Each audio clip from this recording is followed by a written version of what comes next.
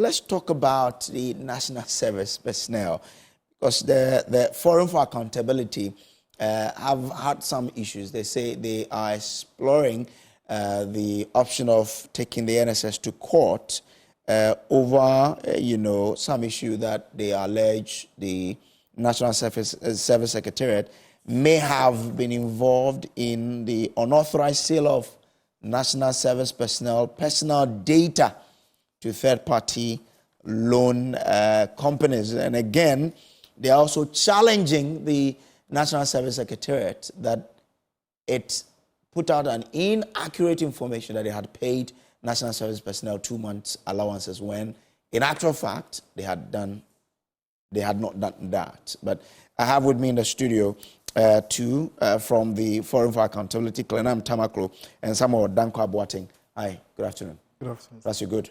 Yeah, we're good. Okay. Thank you for the invitation. Glad that you honored it. You say the National Service Secretariat is lying. Yes. I wouldn't say they are lying. Okay. I would say that it seems like a systematic effort to pay half of us as a diversion tactic.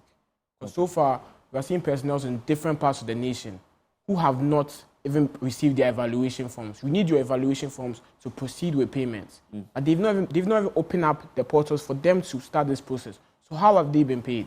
So that's the question I'd like to pose to the Secretariat, because how can you say you've paid us, but people's evaluation forms haven't come out? That's my question to the Secretariat. I want them to hold them accountable and say, we want transparency. That's the least that you owe us. Okay. We want you to be transparent. But when it comes to evaluation form, there is evaluation form for the time you started in August or September? November. So you've done that of November, you've done that of December, January, February. Now March. So what if they used that of the November and December to pay? That everybody had done the evaluation form. Isn't that the case? That's not the case. Really? That's not the case. People have not done evaluation forms. As of March, the evaluation forms haven't come out. In my institution, people are telling me that the evaluation forms are not in. They don't understand what's going on. We did an interview with TV3 last week. And what's it called? The chief director, Mr. Ambrose, said for a fact that payments will come on Wednesday. But here's the case that they've not been paid. Several people all over the nation have not been paid.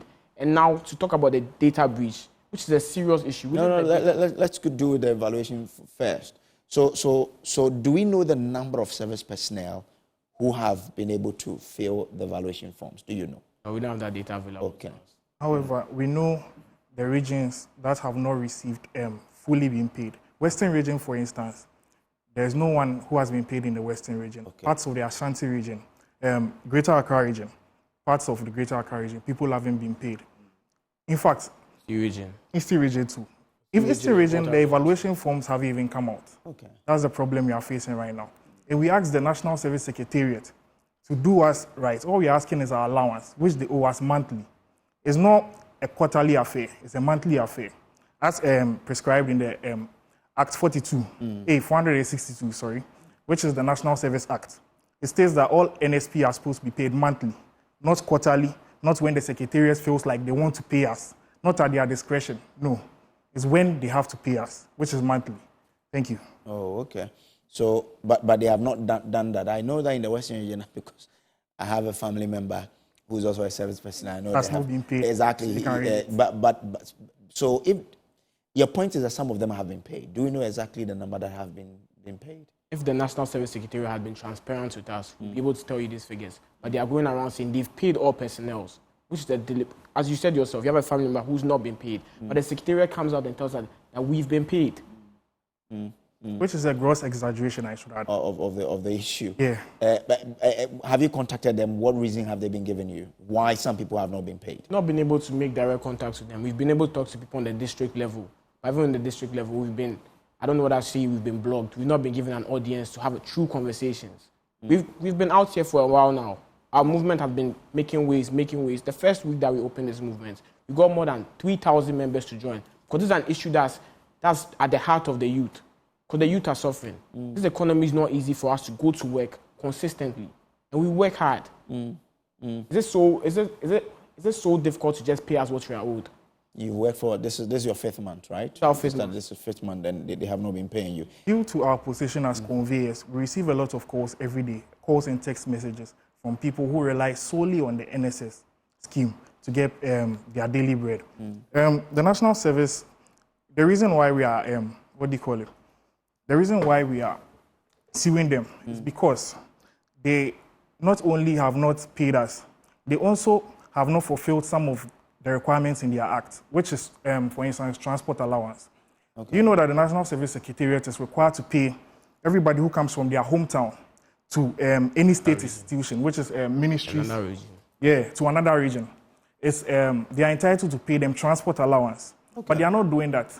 They don't even pay you your 715 a month. Talk less of transport allowance. That's what's going on, and that's very in bad. the act. Okay. That's in the act, and it's a true breach of the acts that they are supposed to embody. Okay. All right then. So that's why you are suing them. When are you taking this action? We are giving them up to the end of the month to pay their arrears. If they don't, we are planning a strike, and we also follow up with the lawsuits. Okay. Interesting. You also allege that they've been involved in unauthorized sale of national service personal data form, data to third party. So with that, this matter in particular is still under investigations. But so far, what we can tell you now is the fact that they've given out personal data to a loan company which is now coming to NSP, sending you a message. Once you do your evaluation form, they'll send you a message with outrageous interest. The loans that they give you would have outrageous interest. Take maybe 2,000. They'll tell you this: you've been qualified for a loan as a national service personnel, and they congratulate you. The irony of it, just to rip you off.